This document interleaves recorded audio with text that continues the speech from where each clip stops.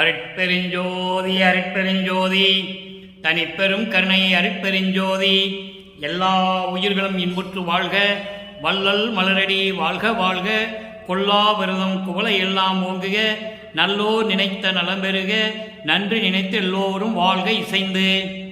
உலக மக்களே, அறிவார்ந்த அன்பர்களே, ஆண்மநேய ஒருமைப்பாடுடைய அன்பர்களே, வல்லப்பமான நமக்கு அருளிய திருவுற்பாவில் 2ஆம் திருமுறையில் கடைசி பதிகமான 113வது பதிகத்திலே முன்னம் முடிவு, தலைமகளின் முன்னம் முடிவு என்ற பதிகத்தில் இருக்கின்ற பாடலுடைய விளக்கங்களை பார்த்து கொண்டிருக்கிறோம். முன்னம் முடிவு என்பது தலைமகள், அதாவது வல்லற்பெருமான் அவர்களை தலைமகள் என்று கூறுகிறார். தன்னை ஒரு பெண்ணாக உருவகப்படுத்தி அந்த பாடலை நமக்கு அருளி இருக்கிறார்கள். முன்னம் முடிவு என்பது முடிவில் நினைத்ததை பெறுவது, முடிவில் நினைத்ததை பெறுவது, எப்படியாவது பெற வேண்டும் என்ற ஒரு உறுதியோடு இருப்பது, அதான் முன்னம் முடிவு. 2ஆம் திருமுறையிலே சமயங்களும் மதங்களும் மார்க்கங்களும் சூழ்ந்திருந்த காலகட்டங்களில் நமது இறைவன் வல்லற்பெருமான் அவர்கள் இந்த மண்ணுலகே ஒரு தாயின் வழியாக வருவிக்க உற்று 9 ஆண்டுகள் வரையிலும் தான் யார் என்று தெரியாத நிலையில் இருக்கிறார். மறைப்பு இருக்கிறது. இறைவன் ஆட்கொள்ள வேண்டும். அவருடைய தந்தை அருட்பெருஞ்சோதி ஆண்டவர் ஆட்கொள்ள வேண்டும். 9 வயது வரைக்கும் வல்லற்பெருமானை வயது குறிப்பிட்டு சொல்வது சரியாக இருக்காது. வருவிக்க உற்று 9 ஆண்டுகள் வரைக்கும். ஏனென்றால் வல்லற்பெருமானுக்கு வயது இல்லை. அவர் ஒவ்வொரு யுகத்திலும் இருக்கின்றவர். ஊழி ஒரு ஊழி உளவினும் அழியா உடம்பை அளித்தனன் என்று சொல்லுவார். பல இடங்களிலே சொல்லுவார் திருவுற்பாவிலே. ஒவ்வொரு யுகத்திலேயும் இருந்தவர். அவருக்கு வயது இல்லை, காலங்கள் இல்லை அவருக்கு. ஒவ்வொரு யுகத்துக்கும் கூட காலங்கள் உண்டு. கிரேத யுகத்துக்கு காலம் உண்டு. கிரேத யுகத்துக்கு 12,28,000 வருடங்கள், கிரேத யுகத்துக்கு 12,96,000 வருடங்கள், துவார யுகத்துக்கு 8,64,000 வருடங்கள், கலியுகத்துக்கு 5,000 வருடங்கள். சித்தாந்தம் வேதாந்தமும் கலியுகத்துக்கு 4,32,000 வருடங்கள் கூறுகின்றன. ஆனால் நமது இறைவன் கலியுகத்துக்கு 5,000 வருடங்கள் தான் என்று கணக்கிட்டு கூறுகிறார். ஆக ஒவ்வொரு யுகத்துக்கும் வயது உண்டு, ஒவ்வொரு பதத்தலைவனுக்கும் வயது உண்டு, ஒவ்வொரு முனிவனுக்கும் வயது உண்டு. சித்தர்கள் யாராக இருந்தாலும் சரி, அந்த வயது வரைக்கும் தான் அவர்களால் இருக்க முடியும். அதன் பிறகு ஜீவ சமாதியாயிருக்கிறார்கள், சமாதியாயிருக்கிறார்கள், பஞ்சபூதங்களோடு கலந்திருக்கிறார்கள், உடம்பை மறைத்திருக்கிறார்கள், எல்லாம் நடந்திருக்கிறது. ஆனால் வல்லற்பெருமான் அவர்களுக்கு வயது இல்லை. அவர் மரணமில்லா பெருவாழ்வில் இருந்து கொண்டிருக்கின்றவர். ஆக 9வது ஆண்டிலே, இந்த மண்ணுலகை வருவிக்கோற்று 9வது ஆண்டிலே இறைவன் ஆட்கொண்ட பிறகு மறைப்பு நீங்குகிறது. தான் யார் என்ற நிலையை உணர்ந்து கொள்ளுகிறார். இறைவனால் நம்ம வருவிக்க உற்றவன் என்பதை உணர்ந்து கொள்ளுகிறார். ஆனால் இறைவன் அருளை கொடுக்கவில்லை. நல்லா கவனிக்கணும். நீங்க 9வது வயதில் தன் மகனை ஆட்கொண்டு சென்று விட்டார். அப்போ வல்லற்பெருமான் அவர்களுக்கு மறைப்பு நீங்குகிறது. தான் யார் என்ற நிலையை உணர்ந்து கொள்ளுகிறார். அதன் பிறகு இந்த பாடலை நமக்கு அருளி இருக்கிறார்கள். நன்றாக கவனியுங்கள். முன்னவனே முன்னவனே சிறியை நான் சிறிதும் அறியாதே, முனிந்து உரைத்த பிள்ளை பொறுத்து கனிந்து அருளல் வேண்டும். முன்னவனே சிறியை நான் சிறிதும் அறியாதே, முனிந்து உரைத்த பிழை குறித்து கனிந்து அருளல் வேண்டும். என்னவனே, என் துணையே, என் உறவே, என்னை ஈன்றவனே. நல்லா கவனிக்கணும் நீங்க. என்னை ஈன்றவனே, என் தாயே, என் குருவே, எனது மன்னவனே, என்னுடைய வாழ் முதலே, என் கண் மாமணியே, மணி மிடற்று ஓர் மாணிக்கம் மலையே, அன்னவனே, அம்பலத்துள் ஆடுகின்ற அமுதே, 6 அணிந்த சடையாய் யான் வேறு துணையிலனே. இது பாடல். இப்போ 9 ஆண்டுகள் வரைக்கும் ஒரு தாயின் வழியாக இந்த மண்ணுலகை வருவிக்க உற்று 9 ஆண்டுகள் வரையிலும் அவருக்கு எந்த நிலையும் தெரியாது. தன்னை ஆட்கொண்ட பிறகு, மறைப்பு நீங்கிய பிறகு சொல்லுகிறார் முன்னவனே. அது வரைக்கும் இறைவனை இறைவன் என்றுதான் சொல்லுவார். ஆட்கொண்ட பிறகு முன்னவனே என்று சொல்லுகிறார் இறைவனை. இந்த சமயங்களும் மதங்களும் மார்க்கங்களும் சூழ்ந்திருந்த காலகட்டங்களில் இறைவனை எப்படி சொல்லுகிறார் உருவகப்படுத்தி என்பதை நீங்கள் பார்க்க வேண்டும். முன்னவனே என்பது முதல் இறைவனே, முதல் கடவுள் என்று சொல்லுகிறார். அதே நிலை சமரச சுத்த சன்மார்க்கத்தை பெற்ற பிறகு ஆதியும் அந்தமில்லா அருப்பெருஞ்சோதி என்று சொல்லுவார். அதே இறைவன் சமயங்களையும் மதங்களையும் மார்க்கங்களையும் கொண்ட கோட்பாடுகளை எல்லாம் நீக்கிவிட்டு சமரச சுத்த சன்மார்க்கத்தை ஏற்படுத்திய பிறகு அதே இறைவன் அருப்பெருஞ்சோதி ஆகிறார். அப்போ குணங்கள் மாறுகிறது, இறைவனுடைய குணங்கள் மாறுகிறது, இறைவனுடைய அருள் செயல்கள் மாறுகிறது, எல்லாமே மாறுபடுகிறது, வழிபாடு முறைகள் மாறுபடுகிறது. நல்லா கவனிக்கணும் நீங்க. அதனால்தான் நாம் ஒவ்வொரு திருமுறையும் 2ஆம் திருமுறை, 3ஆம் திருமுறை, 4ஆம் திருமுறை, 1ஆம் திருமுறை இந்த பாடல்களை சொல்லும் போதெல்லாம் அதனுடைய விளக்கங்கள் 6ஆம் திருமுறையில் இருக்கிறது. இதை மக்களுக்கு சொல்ல வேண்டும். காரணம், 200 ஆண்டுகளாக வல்லற்பெருமானுடைய இறைநிலையையும் அவருடைய அருள் தன்மையையும் யாருமே இந்த உலகிற்கு தெரியப்படுத்தவில்லை. சமயங்களையும் மதங்களையும் சார்ந்து கொண்டிருந்தார் என்று சொன்னார்களே தவிர அதன் பிறகு அதையெல்லாம் நீக்கிவிட்டு சுத்த சன்மார்க்கத்திற்கு வாருங்கள் என்று அழைக்கிறாரே, அதை சொல்ல வேண்டும் அல்லவா? அதை தான் நாம் பார்த்து கொண்டிருக்கிறோம். இப்போ இந்த பாடலை பாருங்க. முன்னவனே என்பது முதல் இறைவனே. முன்னவனே சிறிய நான் சிறிதும் அறியாத முனிந்து உரைத்த என்பது நான் கோபமாக சொல்லிய, கோபத்தோடு சொல்லிய என்னுடைய பிழைகள் தவறுகள் அத்தனையும் இறக்கப்பட்டு பொறுத்து மன்னித்து எனக்கு அருளல் வேண்டும் என்று சொல்லுகிறார். அடுத்து பாருங்க, என்னவனே என்னை உடையவனே ஆட்கொண்ட பிறகு சொல்லுகிறார். அது கூட தெரியாது. 9 ஆண்டுகள் வரைக்கும் தன்னை பெற்ற தாய் தந்தை சின்னம்மையார் அவர்கள், ராமலிங்க பிள்ளை அவர்கள் என்று அவர் நினைத்துக் கொண்டிருக்கிறார். உண்மையும் அதுதானே. ஒரு தாயின் வயிற்றில் 10 மாதம் தங்கி இருந்துதானே வருகிறார். அப்போ அவருக்கு கடவுள் நிலை தெரியாது. 9 ஆண்டுகள் வரைக்கும் அவருக்கே தெரியாது. அதன் பிறகு சொல்லுகிறார் பாருங்க, என்னவனே என் துணையே, என் உறவே, தாயும் தந்தையும் என்ற உறவு நீதான். என்னை ஈன்றவனே,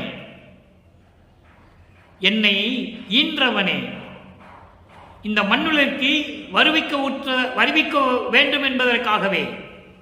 ஏனென்றால் வருவிக்க என்ற வார்த்தையை ஏன் சொல்லுகிறேன் என்றால், வருவிக்க உற்றவனுக்கு மரணம் இல்லை. அவதாரம் எடுக்கிறவனுக்கு மரணம் உண்டு. அவதாரம் எடுக்கிறவனுக்கு மரணம் உண்டு. மனிதர்களும் அவதாரம் எடுக்கின்றவர்கள் தான், அருள் நிலைகள் தான் வேறு வேறு. அவள்தான் வருவிக்க உற்றவனுக்கு மரணம் இல்லை. அதனால்தான் வருவிக்க உற்றேன் என்று சொல்லுகிறார். அப்போ வருவிக்க உற்று 9 ஆண்டுகள் வரையிலும் தான் யார் என்ற நிலை அவருக்கு தெரியாது. இறைவன் வந்து ஆட்கொண்ட பிறகு நான் செய்த தவறுகளை எல்லாம், நான் கோபமாக சொன்ன அந்த பிழைகளை எல்லாம் மன்னித்து எனக்கு அருள வேண்டும். என்னவனே, என் உறவே, என் மெய்யிற் துணையே, என் தாயே, என்னை ஈன்றவனே என்று சொல்லுகிறார். இதைதான் ஒரு பாடலிலே அருமையாக சொல்லுவார். நீயே என் தந்தை அருளுடையாய். நல்லா கவனிக்கணும் நீங்க. உலகியலிலே தாய் தந்தை சின்னம்மையாரும் ராமலிங்க பிள்ளை அவர்களும், அது ஒரு பக்கம் இருக்கட்டும். உலகிலே வந்ததற்காக உபசாரத்தால் பெற்ற தாய் ஒருத்தி என்று சொல்லுவாள், உபசாரத்தால் பெற்ற தந்தை என்பான் ஒருவன் என்று சொல்லுவார். உண்மையும் அதுதான். அவரை வருவிக்க வேண்டும், வருவிக்க செய்ய வேண்டும் என்பதற்காகவே அவர்கள் தாய் தந்தையாக அமைந்தார்கள். இங்க என்ன சொல்ற பாருங்க, என்னை ஈன்றவனே என் தாயே. இதைதான் ஒரு பாடலிலே சொல்லுவார், என்னை நேர்ந்து பெற்ற தாயே என்று சொல்லுவார். நீயே என் தந்தை அருளுடையாய், என்னை நேர்ந்து பெற்ற தாயே. நீதான் என் தாயும் தந்தையும், என்னை நேர்ந்து விரும்பி பெற்று இந்த மண்ணுலகுக்கு வருவிக்க செய்தவர் என்று சொல்லுகிறார். அதனால்தான் ஈன்றவனே என் தாயே சேர்த்து சொல்லுகிறார். என் குருவே, எனது மன்னவனே, என்னுடைய வாழ் முதலே, என்னை வாழ வைத்துக் கொண்டிருக்கின்ற இறைவனே, என் கண் மாமணியே, என் கண்ணில் இருக்கின்ற மணி போன்றவனே, என் கண்ணில் இருக்கின்ற கண்மணி போன்றவனே, மணி மிடற்றோர் மாணிக்கமலையே, மணி மிடற்றோர் மாணிக்கமலையே. மணி மிடற்று என்பது பால்கடலிலே அமுதத்தை கடையும் போது அரக்கன் என்ற ஒரு பாம்பு விஷத்தை கக்குகிறது. அந்த அமுதத்தை உண்டால், விஷம் இருக்கிற அமுதத்தை உண்டால் மாணவர்கள் முற்றிலும் அழிந்து விடுவார்கள். இது யாருக்குமே தெரியாது. உடனே இறைவன், அவர்கள் ஆதி சிவன் என்று சொல்லுவார்கள், நாம் அருப்பெருஞ்சோதி என்றே சொல்லலாம், தவறு இல்லை. ஏனால் அருப்பெருஞ்சோதி என்ற பெயர் மறைக்கப்பட்டது. ஆதியும் அந்தமில்லா அருப்பெருஞ்சோதி என்று நமது இறைவன் வல்லப்பெருமான் அவர்கள் கூறுவார்கள். எனவே மறைக்கப்பட்ட பெயர் தான், அதனால் நம்ம அருப்பெருஞ்சோதி என்று சொல்லலாம். அப்போ அவர் அந்த விஷத்தை தூக்கி சாற்றுறார். சாற்றவனே அந்த விஷம் கழுத்தில் நின்றுடுது. அப்ப கழுத்து கருமை நிறமாக மாறுகிறது. அதான் மணிமிடற்றோர், விஷத்தை உண்டு கழுத்தில் தாங்கிய இறைவன் என்று சொல்லுகிறார். மாணிக்க மலையே, மாணிக்கம் போன்று மலை போன்று உயர்ந்து நிற்கின்ற இறைவனே, அன்னவனே, தாய் போன்றவனே, தாய் உள்ளம் கொண்ட இறைவனே, அதான் அன்னவனே என்று சொல்லுகிறார். அம்பலத்தில் ஆடுகின்ற அமுதே, பொற்றவையும் சிற்றவையும் கொண்ட அம்பலத்திலே ஆடுகின்ற, அருளாட்சி செய்து கொண்டிருக்கின்ற, அருள் நடனம் செய்து கொண்டிருக்கின்ற அமுதே, ஆறு அணிந்த சடையாய். ஆறு என்பது கங்கை ஆறு. கங்கையை சடமுடையில் சூடிக்கொண்ட இறைவனே, இறைவனை எப்படியெல்லாம் உருவப்படுத்துகிறார் என்பதை நீங்கள் கவனிக்க வேண்டும். அதே இறைவனை சமரச சுத்த சன்மார்க்கத்தை பெற்ற பிறகு அருப்பெருஞ்சோதி என்று சொல்லுவார். அங்கே எந்த உருவமும் கிடையாது. அப்ப இறைவன் ஒருவன் தான், நல்ல கவனிக்கணும் நீங்க. ஆனால் நிலைகள் வேறு. அந்த இறைவன் சிவபெருமான், மகாலிங்கம், தியாகராஜ பெருமான், நடராஜன், யாராக இருந்தாலும் சரி, சமயங்களையும் மதங்களையும் மார்க்கங்களையும் சார்ந்து இருந்தவன். அப்போ அந்த சமயங்களிலும் மதங்களிலும் மார்க்கங்களிலும் ஏற்பட்ட விளைவுகள் எல்லாம் மக்களுக்கு துன்பங்களையும் துயரங்களையும் கொடுத்து கொண்டிருந்தது. இதையெல்லாம் நீக்க வேண்டும் என்பதற்காக அருப்பெருஞ்சோதியாகி வருகிறார். அப்போ சமயங்களையும் மதங்களையும் மார்க்கங்களையும் நீக்கிவிட்டு வருகிறார். அதை உலக மக்களுக்கு தெரியப்படுத்துவதற்காக தான் ஒரு மகனை ஒரு தாயின் வழியாக இந்த மண்ணுக்கு வருவிக்க செய்தார் என்பதை இங்கே நான் குறிப்பிட கடமைப்பட்டிருக்கிறேன், பதிவு செய்ய கடமைப்பட்டிருக்கிறேன். இதுதான் உண்மை, இதுதான் சத்தியம், திருவருட்பாவில் கண்ட உண்மை. அப்போ மாமணியே, ஆறு அணிந்த சடையாய் நான் வேறு துணை இல்லனே. இங்க பாருங்க, இங்க வேறு துணை இல்லை என்று சொல்லுகிறார். சமரச சுத்த சன்மார்க்கத்தை பெற்ற பிறகு இதை எப்படி சொல்லுகிறார் என்பதை நாம் பார்க்க போகிறோம். இங்க வேறு துணை இல்லை, உன்னை தவிர வேறு துணை இல்லை என்று சொல்லுகிறார். அங்கே வரும்போது எப்படி சொல்லுகிறார் என்பதை நீங்கள் கவனிக்க வேண்டும், உன்னிப்பாக கவனித்துக் கொண்டே வர வேண்டும். இப்ப இந்த பாடலுடைய பொருளை கோர்வையாக சொல்லுகிறேன்.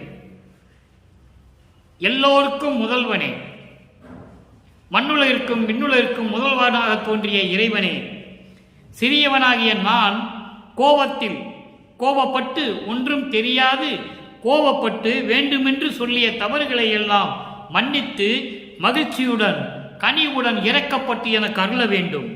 என்னவனே, என் துணையே, என் உறவே, தாய் தந்தை என்ற உறவு, அது பின்னாலேயே சொல்லுகிறார்.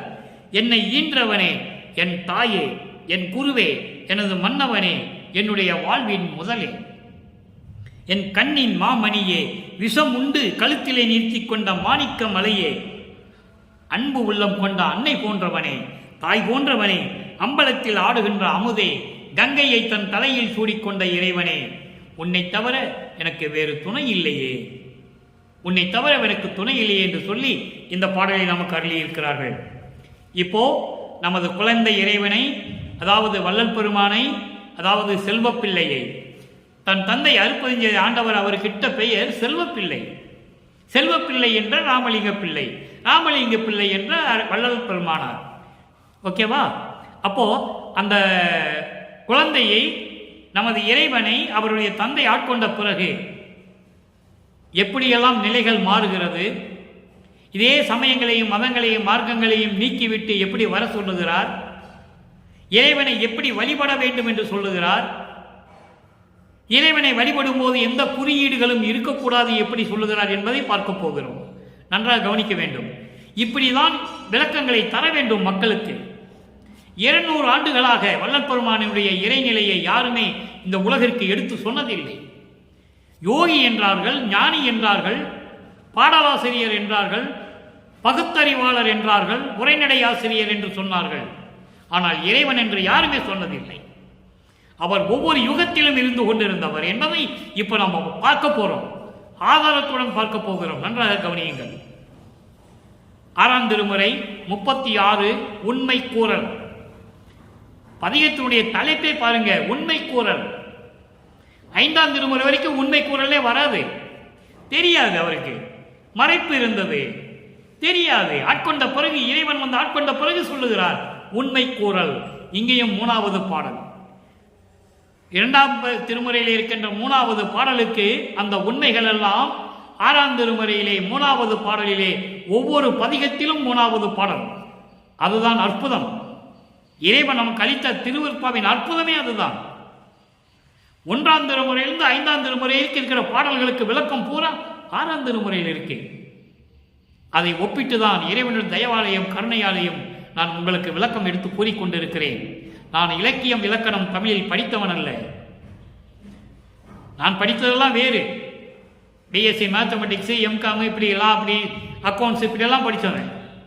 எனக்கு தமிழ் இலக்கணம் விளக்கம் தெரியாது. இதை ஏன் சொல்கிறேன் என்றால், இறைவனுடைய தயவையும் கருணையும் இருந்ததால்தான் இந்த விளக்கத்தை கூற முடியும் என்பதால் கூறுகிறேன், வேறொன்றும் இல்லை. உண்மை கூறல் 3வது பாடல். கரும்பிடை ரதமும் கனியில் இன் சுவையும் காட்டி என் உள்ளம் கனிந்து இனிக்கின்றேன். விரும்பினும் பொன்னடிக்கு ஆட்பட்டு நின்றேன். மேல் விளைவு அருகிலே விச்சை ஒன்றில்லே.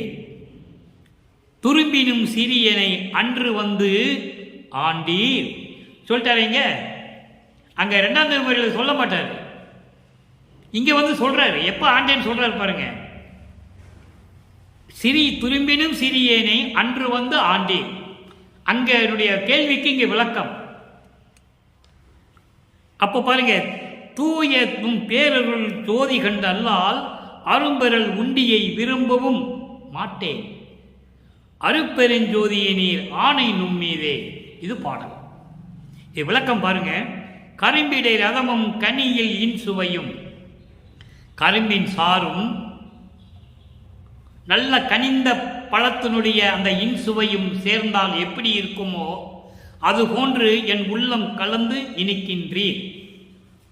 இது உலகியல் விளக்கம். இதுதான் பாடலுடைய வரியின் விளக்கம், இதுதான். ஆனால் சமரச சுத்த சன்மார்க்கத்துடைய விளக்கம் என்னவென்றால், நீங்கள் எப்படி வேணாலும் எடுத்துக்கொள்ளலாம். அவ்வளவு அற்புதமான வரி இது.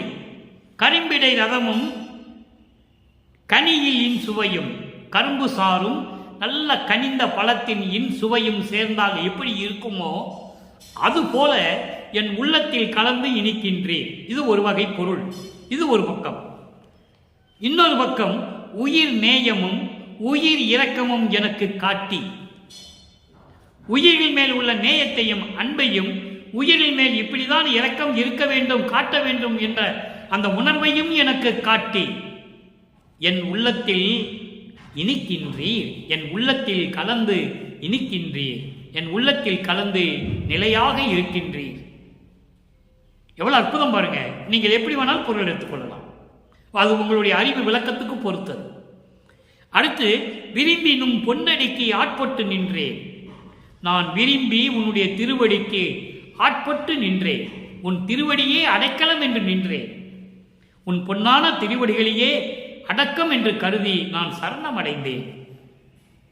மேல் விளைவு அருகிலே இனிமேல் என்ன நடக்குமோ என்று எனக்கு தெரியாது.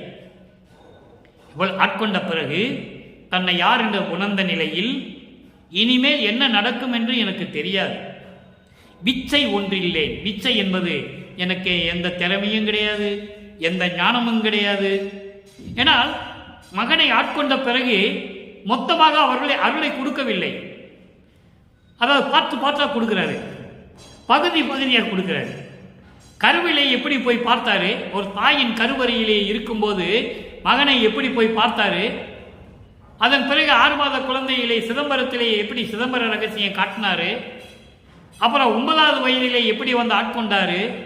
அப்புறம் 12வது வயதிலே எப்படியெல்லாம் ஒரு அருளை கொடுத்தாரு? அப்ப 27வது ஆண்டிலே வருவிக்க விட்டு 27வது ஆண்டிலே தனக்கோடி அம்மையாருக்கு தாலி கட்டின பிறகு என்ன நடந்தது?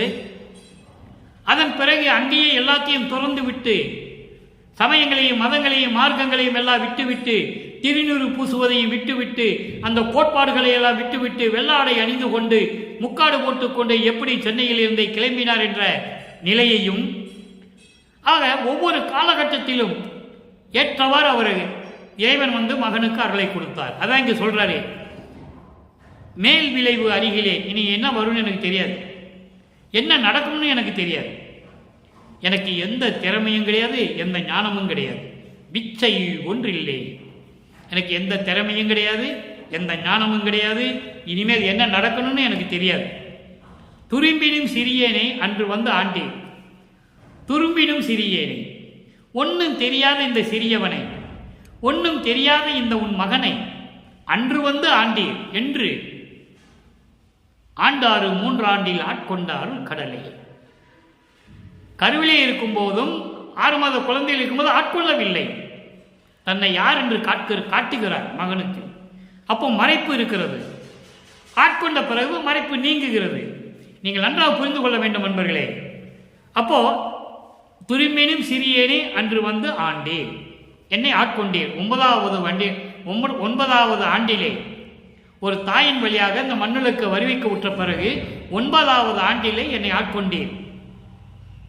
தூ என்னும் பேரருள் ஜோதி கண்டல்லால் நீ என்னை ஆட்கொண்டது சரி, ஆனால் அருப்பெருஞ்சோதியை பார்க்காமல் உன்னுடைய தூய்மையான புனிதமான பரிபூர்ணமான அருளை, உன்னுடைய அருள் ஜோதியை கண்டு கொள்ளாமல், அந்த அருள் ஜோதியை நான் பார்க்காமல், அருப்பெருஞ்சோதியை பார்க்காமல், எவ்வளவு அழகா சொல்ற பாருங்க, நீ அருளை கொடுத்தாலும் நான் வாங்க மாட்டேன். அதை என்ன சொல்ற பாருங்க, அரும் பெறல் உண்டியை விரும்பவும் மாட்டேன். உலகியலுக்காக சொல்லுகிறார். உலகியல் விளக்கம் என்னவென்றால், நான் அருட்ஜோதியை பார்க்காமல் எவ்வளவு பெரிய அரிய சுவையான உணவை கொடுத்தாலும் நான் உண்ண மாட்டேன். அதான் இந்த வரியுடைய விளக்கம். இந்த விளக்கத்தையும் நீங்கள் எடுத்துக்கொள்ளலாம், தவறு இல்லை. இருந்தாலும் சமரச சுத்த சன்மார்க்க விளக்கம், அருப்பெருஞ்சோதியை பார்க்காமல் உன்னிடம் இருந்த அருளை நான் பெற மாட்டேன். அருப்பெருஞ்சோதியை முதல்ல காட்டு, அருப்பெருஞ்சோதி என்கிட்ட கொடு முதல்ல, அப்புறம் நான் அருளை பெற்றுக் கொள்ளுகிறேன். இதுதான் இதனுடைய விளக்கம். அரும்பெறல் உண்டியை விரும்பவும் மாட்டேன். உலகியல் விளக்கம் என்னவென்றால், அருப்பெருஞ்சோதியை பார்க்காமல் அறுசுவை உணவை கொடுத்தாலும் நான் உண்ண மாட்டேன், எடுத்துக்கொள்ளலாம், தவறில்லை. ஆனால் அருப்பெருஞ்சோதியை பார்க்காமல் உன்னுடைய அருமையான அரிய விரும்பத்தக்க அருளை கொடுத்தாலும் நான் ஏற்க மாட்டேன். அருப்பெருஞ்சோதியே ஆணை நுண் மீதே, அருப்பெருஞ்சோதி ஆண்டவரே இது உன் மீது சத்தியம். அடுத்த விளக்கம் பாருங்க, 67வது பதிகம், பற்று அறுத்தல், 3வது பாடல். இந்த 3 நிலைகளுக்கும் விளக்கம் தர வேண்டும். முன்ன முடிவிலே 3 நிலை, நான் சிறிதும் அறியாத பருவத்தை உரைத்த பிழையெல்லாம் பொறுத்து கொள்ள வேண்டும், அதை பார்த்துக்கிட்டு இருக்கோம். என்னை ஈன்றவனே என் தாயே என் குருவே, அதுக்கு நம்ம விளக்கம் பார்த்தாச்சு. என்னை ஈன்றவனேன்னு சொல்றார். மணிமிரற்று ஓர் மாணிக்க மலையை, இறைவனுடைய நிலையை சொல்லுகிறார். இந்த 3 நிலைக்கும் இப்போ விளக்கம் பார்த்து கொண்டு இருக்கிறோம். அதுக்கு முதல் விளக்கம் கொடுத்தாச்சு. அடுத்து 2வது விளக்கம் பற்று அறுத்தல், அதே 3வது பாடல். அகத்தொன்று புறத்தொன்று நினைத்தது இங்கு இல்லை, எங்கு இல்லை, இப்பொழுது இந்த உலகிலே மண்ணுலகிலே இல்லை. நீ எதற்காக என்னை வருவிக்க செய்தாயோ, நீ எதை நினைத்தாயோ அது இங்கு இல்லை. உள்ளத்திலும் வெளியிலும், புறத்தில், அகம் என்பது உள்ளம், புறம் என்பது வெளியிலே. உள்ளத்திலையும் சரி வெளியிலையும் சரி நினைத்தது மாதிரி இந்த உலகத்தில் எதுவுமே இல்லை. நினைத்தது இங்கு இல்லை சொல்லிட்டாரா? அருப்பெருஞ்சோதி என் ஆண்டவரே, அருப்பெருஞ்சோதி ஆண்டவரே, நீ நினைச்சதெல்லாம் இங்கே கிடையாது. நீ சகத்து என்றும் எங்கனும் சாட்சியாய் நின்றீர். அருப்பெருஞ்சோதி ஆண்டவரே, நீர் சகத்தினும் இந்த உலகம் முழுவதும் எங்கனும் எல்லா இடத்திலும் சாட்சியாய் நின்றீர். எல்லா உலகங்களிலும் எல்லா இடங்களிலும் நீர் பரிபூரணமாக சாட்சியாய் நின்றீர், நின்று கொண்டிருக்கிறீர். தனிப்பெரும் தேவரீர், தனிப்பெரும் தேவரீர். எப்படி சொல்றார் பாருங்க, எல்லாருக்கும் மூத்த கடவுள், தனிப்பெரும் தேவரீர், சமரச சுத்த சன்மார்க்கத்தை கொண்ட தேவனே, கடவுளே, திரு சமூகத்தை உகத்து திரு சமூகத்தே உகத்து எனது உடல் பொருள் ஆவியை நுமக்கே ஒருமையில் அளித்தனன். அவ்வளவு அற்புதம் பாருங்க. உன்னுடைய திரு சமூகத்திற்கு, உன்னுடைய அருள் சமூகத்திற்கு இந்த யுகத்தில், உகம் என்பது யுகம், இந்த கலியுகத்தில், ஏனென்றால் கலியுகத்தில் இறைவனுடைய கடைசி திருவிளையாடல் தன் மகனை, அதாவது வள்ளல் பெருமானை இந்த மண்ணுக்கு வருவிக்க செய்தது. சமரச சுத்த சன்மார்க்கத்தை நிறுவி மகனிடம் கொடுத்தது. இது கடைசி திருவிளையாடல் கலியுகத்திலே. அதனால் சொல்லுகிறார், திரு சமூகத்தே யுகத்து, இந்த யுகத்திலே கலியுகத்திலே எனது உடல் பொருள் ஆவியை நுமக்கே ஒருமையில் அளித்தனன். பேரின்பத்தோடு முழு சம்மதத்தோடு உனக்கு நான் கொடுத்து விட்டேன். என் உடல் பொருள் ஆவி எத்தனையுமே உன் திரு சமூகத்துக்கு, உனக்கே இந்த யுகத்தில் கலியுகத்தில் என் உடல் பொருள் ஆவி எல்லாத்தையும் நான் கொடுத்துட்டேன். முழு சம்மதத்தோட பேரின்பத்தோடு கொடுத்து விட்டேன். இருமையும் பெற்றேன். இருமை என்றால் இம்மை மறுமை. இம்மை மறுமை, இது இரண்டு விதமாக பொருள் எடுத்துக்கொள்ளலாம். இம்மை என்பது இந்த உலகியலுடைய வாழ்க்கையையும், ஏன்னா மண்ணில் வருவிக்க விட்டார் இல்லையா, உலகியலுடைய இந்த வாழ்க்கையையும், மறுமை என்பது பரவாழ்க்கை. விண்ணுலகத்திலே உன்னிடம் அடியனாக இருந்தேனே, அந்த வாழ்க்கையையும் நான் பெற்றுவிட்டேன். எவ்வளவு அற்புதமா சொல்ற பாருங்க. அதான் ஒரு பாடலிலே சொல்லுவார், நான் இந்த வரியை அடிக்கடி சொல்லுவதுண்டு. ஏனென்றால் அந்த வரி மிகவும் முக்கியமான அற்புதமான வரி, பிரபஞ்சத்தின் உண்மை. ஏனாதான் எனினும் யான் அம்மையின் நின் அடியேன் என அறிந்தேன், இதயம் வளர்ந்தேனே என்று சொல்லுவார். ஆட்கொண்ட பிறகு நான் யார் என்று தெரிந்து கொண்டேன், நான் உனக்கு அடியனாக இருந்தவன், தொண்டு தொட்டு பூர்வித்தினும் என்று சொல்லுவார். புதியன் அல்ல, தொன்று தொட்டு உனது பூங்குழலுக்கு அன்பு பூண்டவன் என்று சொல்லுவார். தொன்று தொட்டு என்பது காலங்காலமாக, யுகங்களாக இந்த பிரபஞ்சம் தோன்றிய காலத்தில் இருந்தே என்று சொல்லுவார். புதியன் என்ற என்னை போக்குதோரோ நீர், பூர்வித்தினும் உன் அன்பு திருவடிகளுக்கு அன்பு பூண்டவன் என்று சொல்லுவார். அற்புதமாக இருக்கும். எல்லாமே திருவுருப்பாவில் இருக்கிறது. அதைதான் இங்கு சொல்லுகிறார், இருமையும் பெற்றேன். இருமை என்பது இம்மையும் மறுமையும் பெற்றேன். இந்த உலகியலுடைய வாழ்க்கையும் பெற்றுவிட்டேன், விண்ணுலகத்திலே உன் அடியனாக இருந்த வாழ்க்கையும் நான் பெற்றுவிட்டேன். அதே வரியை பின்னால் சொல்றார் பாருங்க, இகத்து அன்றி பரத்தினும் எனக்கு ஒரு பற்றில்லை. அப்படி இந்த இகப்பற்றையும் பரப்பற்றும் எனக்கு தேவையில்லை, எனக்கு வேண்டாம். இந்த உலகியல் பற்று வேண்டாம், அந்த விண்ணியல் பற்று எனக்கு வேண்டாம். உன்னுடைய பற்று இருந்தால் போதும், உன்னுடைய பற்று ஒன்று இருந்தால் எனக்கு போதும். அம்பலப்பற்றை பற்று என்று அறிமீன் என்று சொல்லுவார். பற்றற விட்டருளும் அம்பலப்பற்றை பற்றுமீனோ என்று சொல்லுவார். எந்த ஞானசரியில சொல்லுவார் அதை. ஆக இப்படிப்பட்ட நிலையில் இருக்கிறார் வல்லப்பமானவர்கள். இகப்பற்றன்றி பரத்தினும் எனக்கு ஓர் பற்றில்லை. இந்த உலகியல், இந்த உலகம், மண்ணுலகம், விண்ணுலகம் எது எனக்கு தேவையில்லை, எந்த பற்றும் எனக்கு தேவையில்லை. உன் பற்று இருந்தால் எனக்கு போதும். என்னை பள்ளி எழுப்பி மெய் தந்தீரே, மெய் இன்பம் தந்தீரே. என் தூக்கத்தை கெடுத்து, பள்ளி எழுப்பி என்பது இவர் தூங்கிட்டு இருக்காரு, தூக்கத்தில் எழுப்பி கொடுக்கிறது இல்லை. பள்ளி எழுப்பி என்பது தூக்கத்தை கெடுத்து, தூக்கத்தை கெடுத்து என்பது உறக்கத்தை நீக்கி. இறைநிலையில் இருக்கின்றவனுக்கு உறக்கம் ஏது, பசி ஏது, மலந்தளம் கழிக்க வேண்டிய அவசியம் இல்லை, குளிக்க வேண்டிய அவசியம் இல்லை. முத்தேகமும் இருக்கும். சுத்த தேகம் மலர் மனம் வீசும், பிரவண தேகம் திருநீறு மனம் வீசும், ஞான தேகம் கற்பூர மனம் வீசும். இது திருவுருப்பாவில் கண்ட உண்மை. சித்தி வளாகத்திலே பள்ளி அறை இருக்கிறதா, உணவு அறை இருக்கிறதா, உணவு தயாரிக்கிற அறை இருக்கிறதா, குளிக்கிற அறை இருக்கிறதா, சத்தியஞான சபையில் இருக்கிறதா? எங்குமே இல்லை. அப்படி எப்படி வளர்ப்பமான உணவு உண்டார் என்று சொல்லுகிறார்கள், குளித்தார் என்று சொல்லுகிறார்கள், நடமாடினார் என்று சொல்லுகிறார்கள். அவர் ஏன் பாதம் தரையில் படாது? நினைத்தால் நினைத்த இடத்தில் இருக்கின்ற இறைவன் வள்ளலை பெற்றவர், அப்படிப்பட்ட அருளை பெற்றவர். ஆக என்னை எழுப்பி, பள்ளி எழுப்பி இன்பம் தந்தீரே, என்னை உறக்கத்தை கெடுத்து, தூக்கத்தை கெடுத்து என்றால் அதையெல்லாம் நீக்கிவிட்டு என் முன்னால் எழுந்தருளி எனக்கு மெய் இன்பம் தந்தீரே என்று கூறுகிறார். அடுத்து பாருங்க ஒரு பதிகம், 3வது விளக்கம், 110 தனித்திரு அலங்கள், 3வது பாடல். அலங்கள் என்பது இறைவனிடம் முறையீடு செய்வது. சொல் மாலை அணிவிப்பது, பாமாலை அணிவிப்பது, எப்படி வேணா சொல்லலாம்.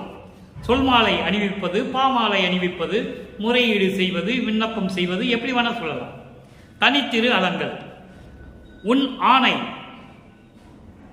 உன்னை விட உற்ற துணை வேறு இல்லை. அங்க பாட்டில் என்ன சொல்லுவாரு? வேறு துணை ஒன்று இல்லைனே என்று சொல்லிடுவார். இங்க என்ன சொல்றாரு? உன்னை விட எனக்கு வேறு எதுவும் இல்லை. அங்க வேறு எதுவும் இல்லைன்னு சொல்லுவாரு, இங்க உன்னை விட வேறு இல்லை சொல்லுவாரு. வேறுபாடை நீங்க கவனிக்கணும். உன் ஆணை, உன் மீது சத்தியம், உன்னை விட உற்ற துணை வேறு இல்லை. உன்னை தவிர இந்த பிரபஞ்சத்தில் எனக்கு வேற துணையே இல்லை. என் உடையாய், என்னை உடையவனே, அந்தோ என் ஆணை காத்து அருளி, நான் சொல்லுவதை காத்து அருளி, இத்தினமே அல்ஜோதி ஈதல் வேண்டும். காத்து அருளி என்பது ஏற்றுக்கொண்டு, நான் சொல்லுவது வீணாக போகக்கூடாது, வீணாக போகக்கூடாது, நான் சொல்லுவது வீணாக போகக்கூடாது. அதனால் அதையெல்லாம் ஏற்று எனக்கு காத்து இத்தினமே அருள் ஜோதி ஈதல் வேண்டும். அங்கே 2ஆம் திருமுறையில் என்ன சொல்லுவாரே? அற்புதமா சொல்லுவாரு. எது இருந்தாலும் சரி, நீ அருட்ஜோதியை பார்த்த பிறகு நான் எது வேணாலும் செய்வேன்னு சொல்லுவார். அதே மாதிரி என் ஆணை காத்தருளி இத்தனைமே அருட்ஜோதி ஈதல் வேண்டும். இப்பவே கொடுக்கணும். அந்நாணையாதபடி அருள் புரிந்த பெருங்கருணை அரசே. அந்நாணையாதபடி என்பது அதாவது அந்த சத்தியம் தவறாமல். இங்கே முதல் வரியில் என்ன சொல்வாரு? நான் சொல்லுவதை காத்து அருள வேண்டும், புறம் தள்ளாது, வீணாக்காது, அப்படியே ஏற்றுக்கொண்டு எனக்கு அருள் ஜோதி ஈதல் வேண்டும் என்று சொல்லுவார். அதன் பிறகு நான் சொல்றதை தவறாவதுபடி, நான் சொன்னதை வீணாக்காதபடி, நான் சொன்னதை ஏற்றுக்கொண்டு, எப்படி வேணா நீங்க எடுத்துக்கலாம். நான் சொன்னதை அப்படியே ஏற்றுக்கொண்டு, நான் செய்த சத்தியத்தை அப்படியே ஏற்றுக்கொண்டு அருள் புரிந்த பெரும் கருணை அரசே, என்னை முன்னால் நின் அடியன். கரெக்டா சொல்றாரு பாருங்க. அதை நீங்க கவனிக்கணும். ஆட்கொண்ட பிறகு இவர் யாருன்னு தெரிஞ்சு போச்சு. அங்க 2ஆம் திருமுறையில் சொல்ல முடியல, ஆட்கொண்டு சென்று விட்டார். அதன் பிறகு சொல்ற பாருங்க, என்னை முன்னால் நின் அடியேன் என்று உலகு அறிந்த இந்நாள். உன்னாலே இந்த மண்ணுக்கு வருவிக்க உற்று பல துன்பங்கள் பட்டு நான் 9வது வயதிலே ஆட்கொண்டு என் மரத்தை நீக்கிய பிறகு நான் அம்மை நின் அடியேன் என்று சொன்னார். அதான் முன்னால் என்பது அங்கே விண்ணுலகிலே உனது அடியன் என்று நான் தெரிந்த பிறகு என் மொழிந்திடாதே, என் மொழி வீணாகாதே, நான் சொல்லுவது தவறாகாதே, நான் சொல்லுவது சத்தியம்தானே என்று சொல்லுகிறார். எவ்வளவு அற்புதம் பாருங்க. என்னை முன்னால் என் அடியவன் என்று உலக அறிந்த இந்நாள். அப்ப ஆட்கொண்ட போது இவர் யாருன்னு தெரிஞ்சு போச்சு. அப்போ விண்ணுலகத்திலே அடியவனாக இருந்தவர் பல இடங்களிலே அந்த உண்மையை சொல்லுகிறார். நண்பர்களே, நன்றாக புரிய வேண்டும், நீங்கள் புரிந்து கொள்ள வேண்டும். வல்லப்பமான யாரும் சொன்னதில்லை, அதான் உங்களுக்கு தெரியல. அப்போ முன்னால் அடியேன் என்று நான் இப்போ உலக அறிந்த பிறகு, நீ என்னை வந்து ஆட்கொண்ட பிறகு நான் சொன்னது சத்தியம்தானே, பொய்யாகாதே, என் மொழிந்திடாதே, நான் சொல்லுவது பொய்யாகாதே, உண்மைதானே, சத்தியம்தானே என்று சொல்லி இந்த பாடலை நமக்கு அருளி இருக்கிறார்கள். இறுதியாக ஒரே ஒரு விளக்கம். ஆடேடி பந்து, 116வது பதிகம், 6ஆம் திருமுறை. ஆடேடி பந்து. தோழியும் தன்னை இவரை ஒரு பெண்ணாகவும் உள்ளத்தை தோழியாகவும் வர்ணனை செய்து ஆடேடி பந்து என்ற தலைப்பில் நமக்கு ஒரு பாடலை, அற்புதமான பாடலை, பிரபஞ்சத்தில் இருக்கின்ற அந்த உண்மை நிலையை, இவர் யார் என்ற உண்மை நிலையை தெளிவாக இந்த பாடலிலே கூறுகிறார். ஆடேடி பந்து என்பது ஏற்கனவே நான் விளக்கம் தந்திருக்கிறேன். ஆனந்தமான மேல்நிலையில் இருப்பது, அதான் விளையாடும் போது இருக்கின்ற ஒரு இன்பம். தோழிகள் விளையாடும் போது, தோழியோடு விளையாடும் போது எப்படி இன்பம் இருக்குமோ அந்த இன்ப நிலையை ஆடேடி பந்து என்ற பதிகத்திலே நமக்கு அருளியிருக்கிறார்கள்.